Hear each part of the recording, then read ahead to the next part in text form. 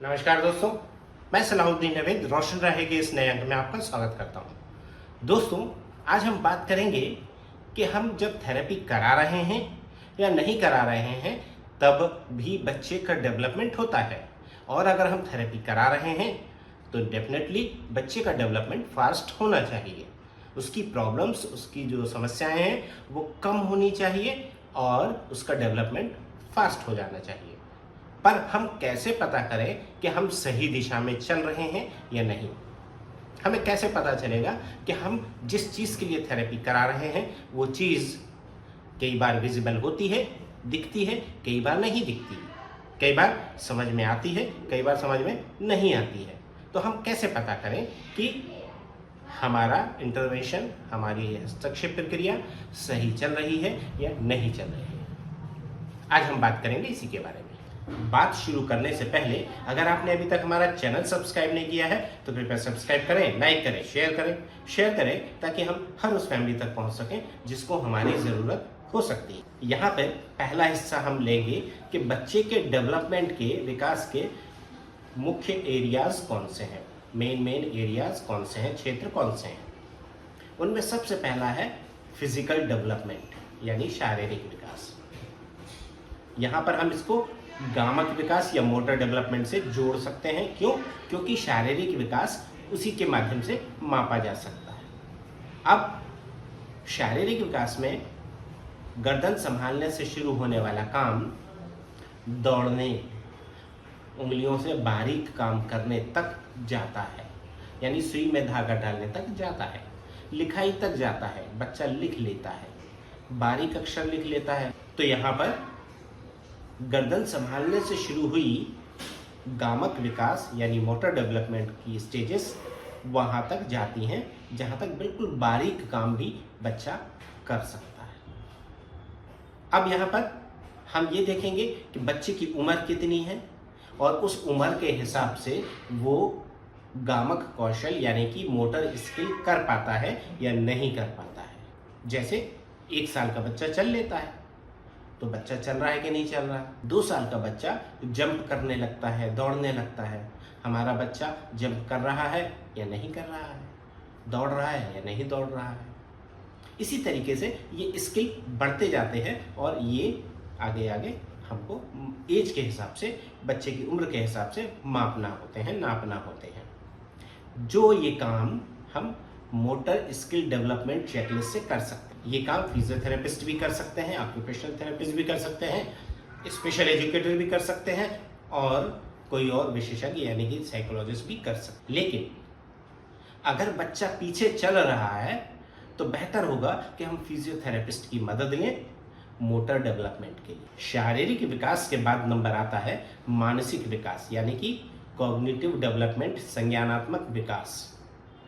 हमारी बौद्धिक क्षमता कैसी है, कितनी है, हमारा परफॉर्मेंस उसी पर डिपेंड करेगा।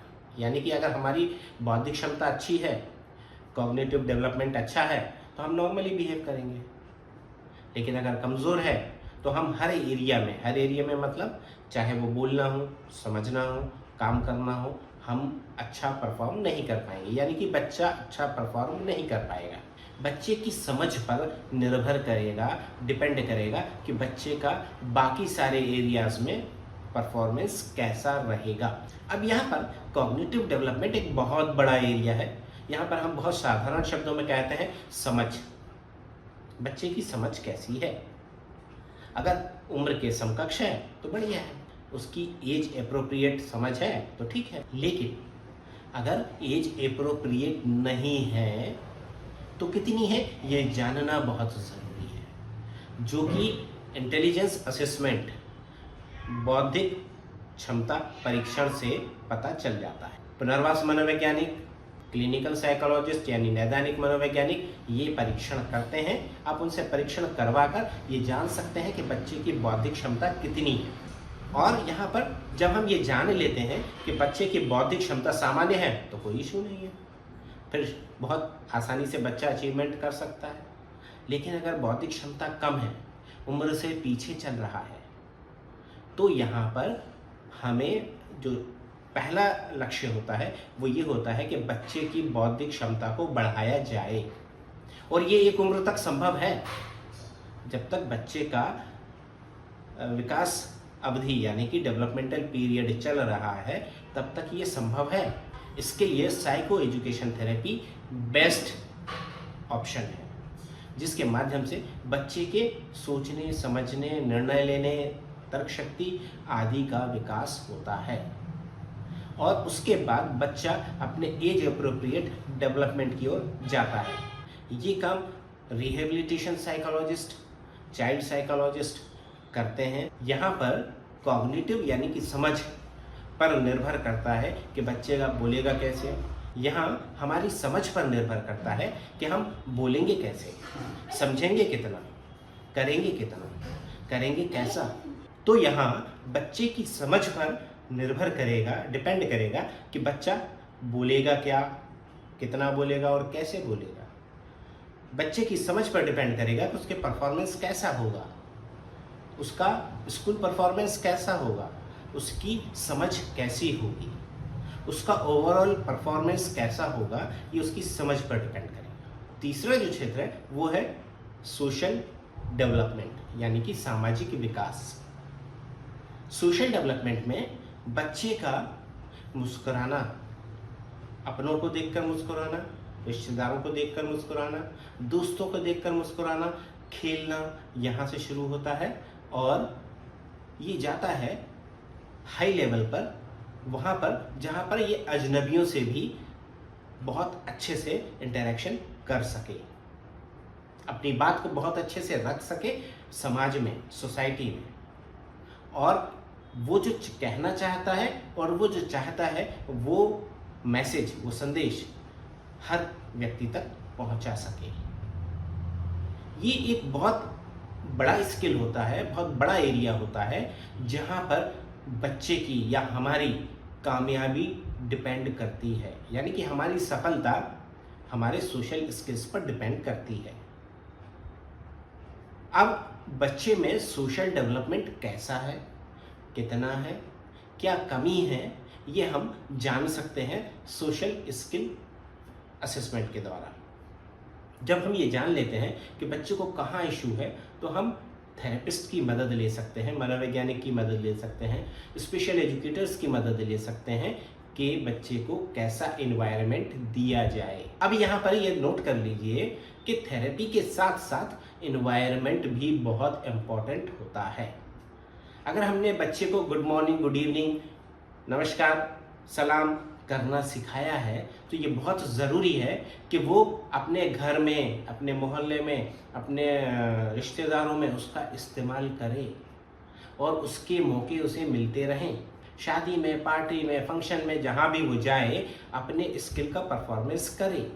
ये मौका उसे मिलना चाहिए। जब ये मौका मिलेगा तो वो सीखेगा और आगे बढ़ेगा और उसका उपयोग करेगा, उसका इस्तेमाल करेगा। इस तरीके से सोशल स्किल डेवलपमेंट को हम माप सकते हैं कि बच्चे को आता है और वो करता है। अगर आता है, नहीं कर रहा है तो हमें ये देखना होगा कि दिक्कत कहाँ पर है। दोस्तों, चौथा और बहुत ही महत्वपूर्ण, बहुत ही इम्पॉर्टेंट एरिया है स्पीच एंड लैंग्वेज डेवलपमेंट। अब यहाँ पर आपको समझना होगा कि इसमें दो हिस्से हैं। पहला है लैंग्वेज, भाषा, यानी कि हम जो बोलना चाह रहे हैं, जिस भाषा में बोलना चाह रहे हैं उस पर हमारी पकड़ है या नहीं है। उदाहरण के लिए मैं आपसे हिंदी में बात करता हूँ तो हिंदी में मेरी पकड़ होना, मेरे कमांड होना बहुत ज़रूरी है, तभी मैं बोल पाऊँगा। अब बोल पाऊँगा, स्पीच हो जाएगा। तो यहाँ भाषा बेस का काम करती है, आधार का काम करती है बोलने के लिए। अगर मुझे ये मालूम ही नहीं है क्या बोलना है तो मैं बोलूँगा कैसे। और यही समस्या होती है विकासात्मक दोष वाले बच्चों में, चाहे उन्हें ऑटिज्म हो, सेरेब्रल पॉल्सी हो, इंटेलेक्चुअल डिसेबिलिटी हो या ग्लोबल डेवलपमेंटल डिले हो, कोई भी कंडीशन हो, बच्चों के साथ ये समस्या होती है कि उन्हें मालूम ही नहीं है कि बोलना क्या है तो बोले कैसे। ऑटिज्म में इकोलेलिया बहुत ज़्यादा मिलता है। क्यों मिलता है? क्योंकि लैंग्वेज नहीं होती है, रोट मेमोरी होती है, और रोट मेमोरी को जो यूट्यूब से या किसी इंटरनेट माध्यम से बच्चे ने हायर की होती है, रटी होती है, और उसे वो लगातार बोलता रहता है। डिलेड इकोलेलिया इसका एक एग्जाम्पल होता है, जहाँ पर भाषा नहीं है पर बच्चा बोल रहा है।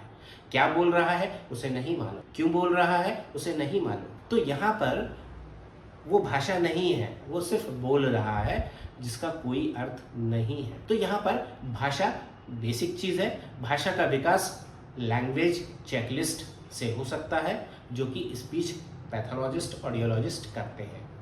लेकिन यहाँ पर ध्यान दीजिए कि स्पीच पैथोलॉजिस्ट ऑडियोलॉजिस्ट कम से कम डिग्री होल्डर होने चाहिए। दूसरा, स्पीच। अब अगर मेरे पास भाषा है तो मैं बोल पाऊंगा, मैं बात कर पाऊंगा। अगर मैं नहीं कर पा रहा हूँ भाषा होने के बावजूद, तो मुझे कोई स्पीच डिसऑर्डर हो सकता है। वो स्पीच डिसऑर्डर क्या होगा, ये speech and language pathologist assessment के बाद आपको बता सकते हैं, और उसका समाधान भी उनके पास होता है। अब स्पीच डिसऑर्डर्स बहुत सारे होते हैं, बहुत तरह के होते हैं, उनके समाधान भी बहुत तरह के होते हैं।